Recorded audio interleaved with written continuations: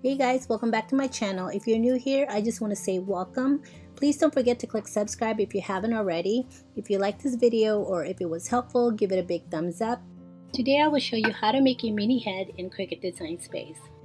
I already have this video tutorial in my playlist, but I wanted to update by adding a voiceover to the video. So let's get started.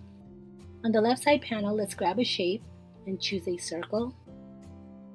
Let's duplicate the circle a couple of times and place each of the circle here and here. Select both circles and on the top panel, click Align and click on Align Top and then Weld. Now grab the other circle, resize it,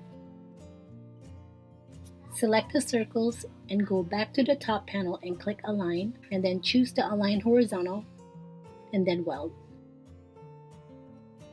On the left side panel, go to the images because we're going to search for a bow for her head.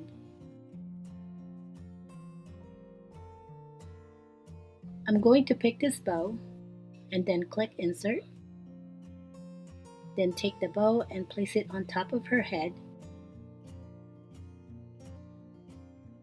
Select both and then go to the top panel, click Align Horizontal, and there you go. That is how you make a Minnie head in Cricut Design Space.